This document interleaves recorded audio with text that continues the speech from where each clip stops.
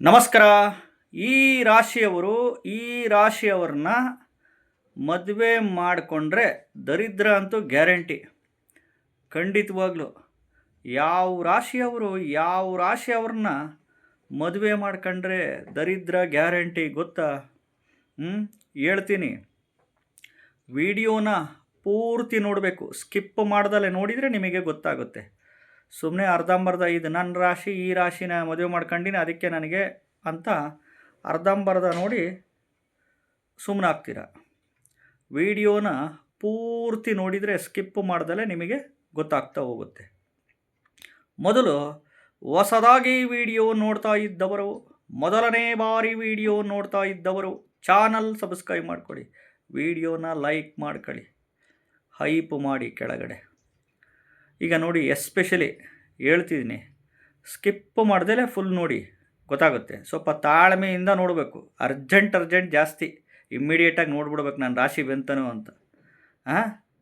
ನೋಡಿ, ಈ ಮೇಷರಾಶಿಯವರು ಈ ಸಿಂಹ ರಾಶಿ ಮತ್ತು ಧನಸ್ಸು ರಾಶಿಯವ್ರನ್ನ ಬಿಟ್ಟು ಬೇರೆ ಇನ್ಯಾವ ರಾಶಿನ ಮಾಡಿಕೊಂಡ್ರು ಕಷ್ಟ. ಇನ್ನು ವೃಷಭ ರಾಶಿಯವರು ಕನ್ಯಾ ರಾಶಿಯವ್ರನ್ನ ಮಾಡ್ಕೊಬೇಕು. ಇದನ್ನು ಬಿಟ್ಟು ಬೇರೆ ಮಾಡ್ಕೊಂಡ್ರೆ ಬಂತು ಬುಡಕ್ಕೆ. ಮಿಥುನ ರಾಶಿಯವರು ತುಲಾ ರಾಶಿಯವ್ರನ್ನ ಮಾಡ್ಕೊಬೇಕು.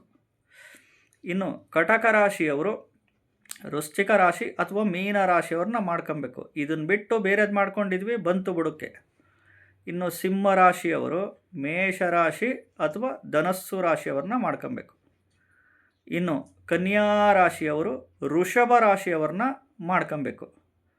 ಇನ್ನು ತುಲಾ ರಾಶಿಯವರು ಮಿಥುನ ರಾಶಿಯವ್ರನ್ನ ಮಾಡ್ಕೊಬೇಕು. ಈ ವೃಶ್ಚಿಕ ರಾಶಿಯವರು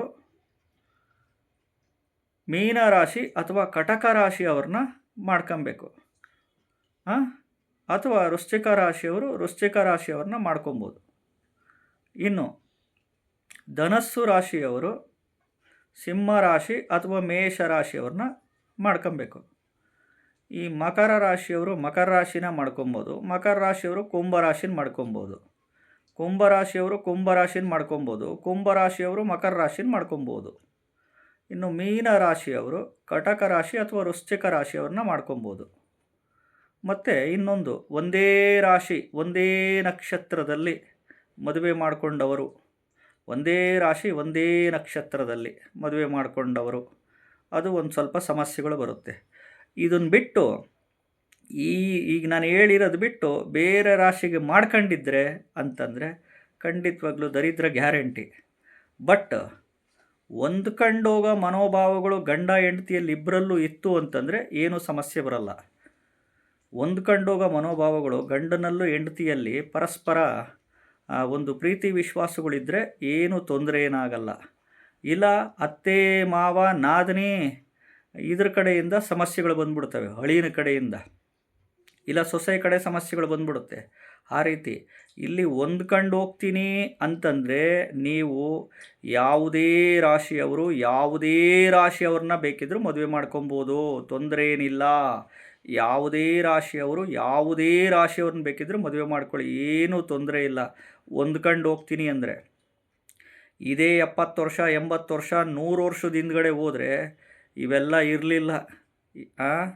ಆವಾಗ ಹಿರಿಯರುಗಳು, ನಮ್ಮ ತಂದೆ ತಾಯಿಗಳು, ನಮ್ಮ ತಾತ ಅಜ್ಜಿಗಳು ಮುತ್ತಾತಗಳು ಅವರೆಲ್ಲ ಸಂಸಾರ ಮಾಡಿದ್ರಲ್ಲ ಆಪೋಸಿಟ್ ರಾಶಿನ ಮದುವೆ ಮಾಡಿಕೊಂಡು ಅಲ್ವಾ. ಆ ಥರ ಹೊಂದ್ಕೊಂಡೋಗೋ ಮನೋಭಾವಗಳಿದ್ದರೆ ನೀವು ಯಾವುದೇ ರಾಶಿಯವರಾಗಲಿ ಯಾವುದೇ ರಾಶಿಯವ್ರನ್ನ ಬೇಕಿದ್ರೆ ಮದುವೆ ಮಾಡ್ಕೊಳ್ಳಿ, ತೊಂದರೆ ಏನಿಲ್ಲ. ಇವಾಗ ನಾನೇನು ಹೇಳಿದ್ದೀನಿ, ಈ ರಾಶಿಯವ್ರನ್ನ ಮದುವೆ ಮಾಡಿಕೊಂಡ್ರೆ ಕಂಪ್ಯಾಟಿಬಿಲಿಟಿ ಚೆನ್ನಾಗಿರುತ್ತೆ ಅಂತ ಶಾಸ್ತ್ರ ಹೇಳುತ್ತಷ್ಟೇ.